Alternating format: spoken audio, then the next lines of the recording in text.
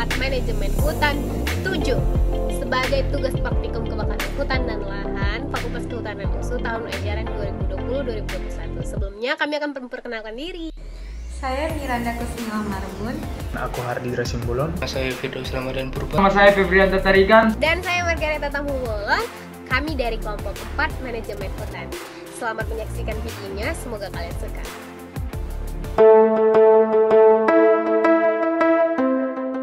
Kawasan hutan biasanya ditemukan di wilayah-wilayah yang luas di dunia dan juga berfungsi sebagai tempat atau habitat dari berbagai jenis hewan dan tumbuhan dan juga sebagai sumber pelestarian tanah.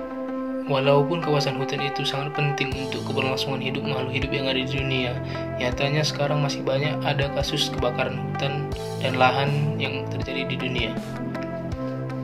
Kebakaran hutan dan lahan adalah proses menjalarnya api secara tidak terkendali yang melahap vegetasi-vegetasi yang ada di hutan maupun lahan yang merugikan, baik itu bersifat ekologis, ekonomis, maupun sosial budaya. Saya mau bertanya, Pak, apakah Anda tahu kebakaran hutan dan lahan, Pak? Tahu. Jadi, menurut Bapak, kenapa terjadi kebakaran hutan? Oh, itu gara-gara kelalaian manusia juga itu. Banyak manusia membuka lahan, bakar sendiri, ya kan. Terus banyak membuang puntung rokok sembarangan. Jadi, menurut Ibu, dampak dari kebakaran hutan dan lahan itu apa? Dampak adalah polusi udara. Apa solusi yang terbaik yang dilakukan oleh pemerintah atau masyarakat? Kalau dari masyarakat sendiri atau pemerintah, yang pertama adalah kesadaran diri dulu. Bagi petani-petani yang berpindah-pindah, jangan membakar hutan secara sembarangan. Oh, baik Bu, terima kasih Bu. 99% kebakaran hutan disebabkan oleh ulah manusia. Hal yang saya katakan ini diperkuat oleh Dirjen KLHK yang dikutip dari republika.co.id yang mengatakan bahwa api tidak mungkin terjadi begitu saja tanpa ada manusianya. Dia juga mengatakan adanya manusia yang ingin mendapatkan keuntungan melalui proses ekonomi yang mudah dengan cara membakar hutan maupun lahan. Penyebab dari kebakaran hutan dan lahan biasanya disebabkan oleh dua faktor, yaitu secara alami dan ulah manusia.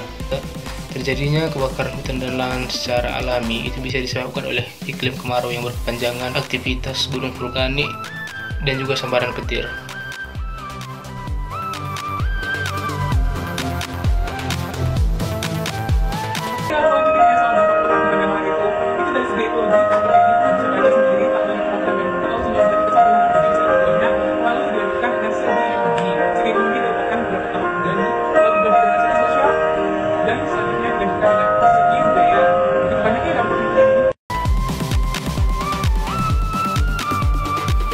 Yang pertama yaitu menguatkan manggala api dengan menambah personil dan juga alat kelengkapan.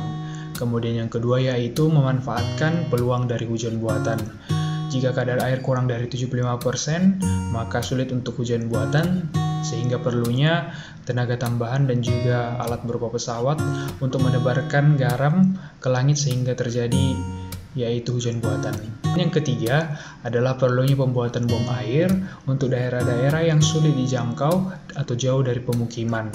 Kemudian yang terakhir adalah perlunya penegakan hukum yang kuat dan tegas oleh pemerintah sehingga masyarakat yang kedapatan melakukan pembakaran hutan dan lahan dapat memperoleh efek jerah.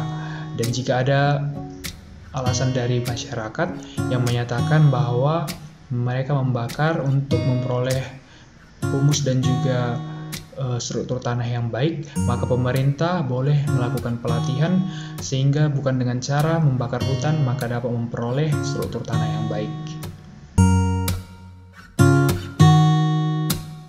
Yang pertama, baiknya tidak membuka lahan dengan cara membakar lahan tersebut, apalagi lahan tersebut dekat dengan hutan. Yang kedua, mahasiswa dan pemerintah bisa bekerja sama melakukan penyuluhan tentang kebakaran hutan dan lahan kepada seluruh masyarakat. Yang ketiga, membuat peraturan yang tegas tentang larangan membakar hutan. Yang keempat, jangan membuang puntung rokok Anda secara sembarangan.